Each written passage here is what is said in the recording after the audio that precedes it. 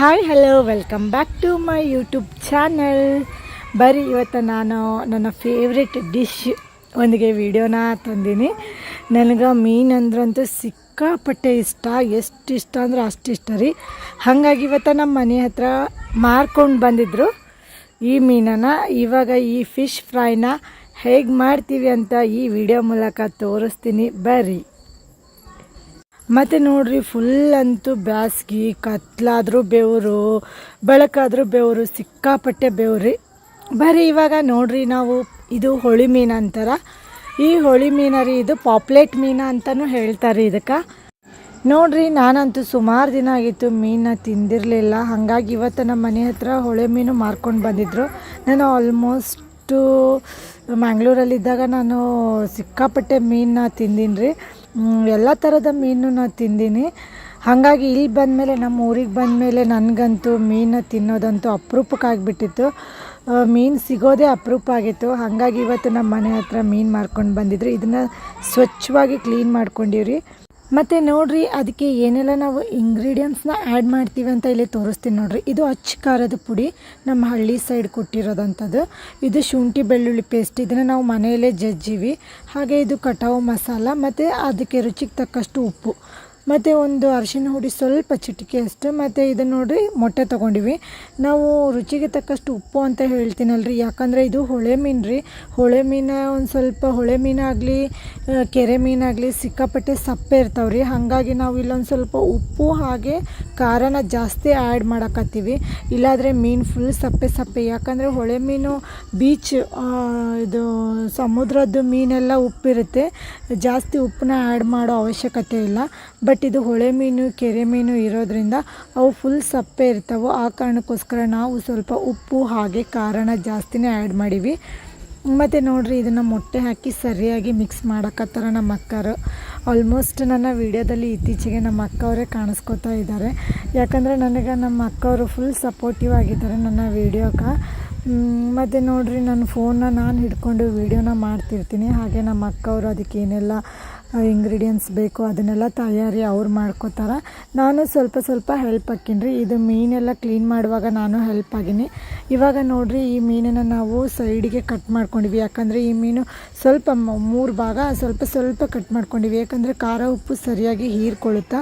ನಾವೆಲ್ಲನೂ ಹಚ್ಕೊಂಡಿವ್ರಿ ಇದಕ್ಕೆ, ಖಾರ ಉಪ್ಪು ಎಲ್ಲ. ಇದು ನೋಡಿರಿ, ಫುಲ್ಲು ಹೊಳೆ ಮೀನು ಆಗಿರೋದ್ರಿಂದ ನಾವು ಇದನ್ನು ಒಂದು ಏನಿಲ್ಲ ಅಂದ್ರೆ ಒಂದು 10 ನಿಮಿಷ ಕಡಿಮೆ ಆಯಿತು ಅನಿಸುತ್ತೆ. ಒಂದು ಏನಿಲ್ಲ ಅಂದ್ರೆ ಒಂದು 15-20 ನಿಮಿಷ ಅಂತೂ ಅದನ್ನು ಮಸಾಲೆ ಹೀರ್ಕೊಳ್ಳೋಕ್ಕೆ ಬಿಡಬೇಕು ರೀ.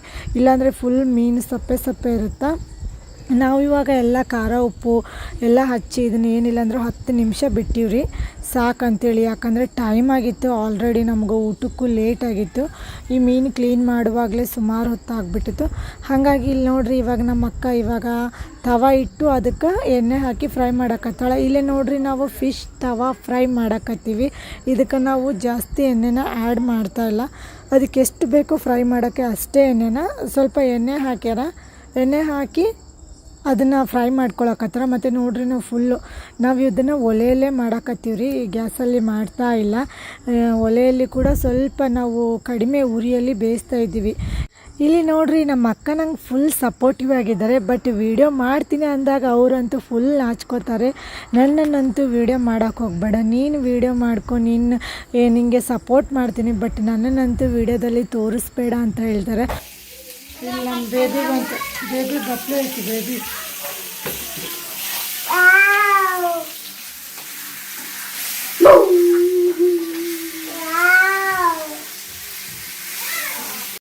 ನಮ್ಮ ಚಾರು ನೋಡ್ರಿ, ಹೊರಗಿಂದ ಬಂದ ತಕ್ಷಣ ಮೀನು ನೋಡಿದ ತಕ್ಷಣ ವಾವ್ ಅಂತ ಹೇಳಕತ್ಲು.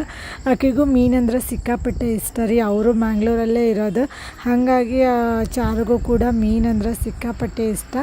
ನೋಡ್ರಿ, ನಾವು ಇದನ್ನಂತೂ ಫುಲ್ ಲೋ ಫ್ಲೇಮ್ನಾಗ ಇಟ್ಕೊಂಡು ಸ್ವಲ್ಪ ಇವಾಗ ಮತ್ತೆ ಆಯಿಲ್ನ ಹಾಕ್ಕೊಂಡು ತವಾ ಫ್ರೈ ಮಾಡಕತ್ತಾರ. ಸ್ವಲ್ಪ ಅಂದ್ರೆ ನಾರ್ಮಲ್, ಇದು ಸೆಕೆಂಡ್ ಟೈಮ್ ಅನ್ಸುತ್ತೆ ರೀ ಮೀನ ಫ್ರೈ ಮಾಡೋದು. ಮತ್ತು ನೋಡಿರಿ, ಇಲ್ಲಿ ಕೆಳಗಡೆನೂ ಜಾಸ್ತಿ ಉರಿ ಇರಬಾರ್ದು. ನಾವು ಗ್ಯಾಸಲ್ಲಿ ಫ್ರೈ ಮಾಡ್ಕೊಳ್ಳಿ ಅಥವಾ ಒಲೆಯಲ್ಲೇ ಫ್ರೈ ಮಾಡ್ಕೊಳ್ಳಿ, ಲೋ ಫ್ಲೇಮ್ನಾಗ ಇರಬೇಕು.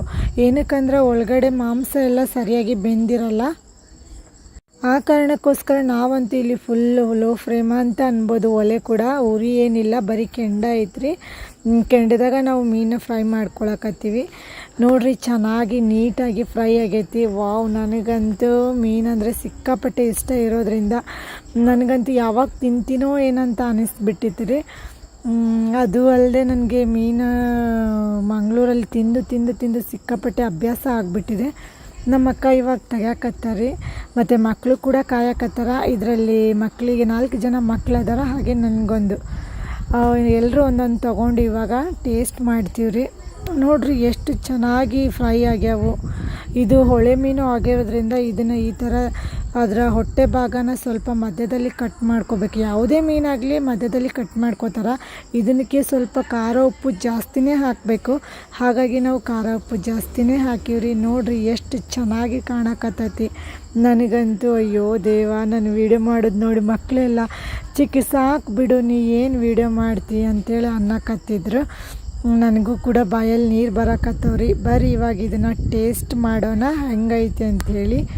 ನೋಡಿರಿ, ನಾನಿವಾಗ ಒಂದು ಮೀನು ತಗೊಂಡು ಟೇಸ್ಟ್ ಮಾಡಕತ್ತೀನಿ. ಎಷ್ಟು ಚೆನ್ನಾಗಿ ಬೆಂದೈತಿ ನೋಡಿರಿ. ಖಾರ ಉಪ್ಪು ಸರಿಯಾಗಿ ಹತ್ತೈತಿ. ನನಗಂತೂ ವಾವ್, ಯಾವಾಗ ಬಾಯಾಗಿ ಇಟ್ಕೋತೀನಿ ಅನ್ಸಕತ್ತಿತ್ತು. ಫೈನಲಿ ತಿಂದೇ ಬಿಟ್ಟೆ ರೀ. ಮೀನಂತೂ ಸಖತ್ತಾಗಿದೆ. ಇರತ್ತು ಮೀನು ಹೇಗಾಗಿದೆ? ಹಾಂ, ಯಶು ನೀನು ಹೇಗೆ? ಸೂಪರಾ?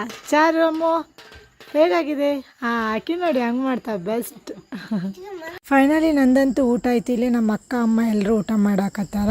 ಯಾರೆಲ್ಲ ನನ್ನ ಚಾನಲ್ಗೆ ಇನ್ನೂ ಸಬ್ಸ್ಕ್ರೈಬ್ ಆಗಿಲ್ಲ, ಬೇಗ ಬೇಗ ಸಬ್ಸ್ಕ್ರೈಬ್ ಮಾಡ್ಕೊಳ್ಳಿ. ಬೆಲ್ ಐಕಾನ್ನ ಕ್ಲಿಕ್ ಮಾಡಿ ಆಲ್ ಅಂತ ಸೆಲೆಕ್ಟ್ ಮಾಡಿ. ಇಲ್ಲಿಗೆ ನನ್ನ ವೀಡಿಯೋನ ಎಂಡ್ ಮಾಡ್ತೀನಿ.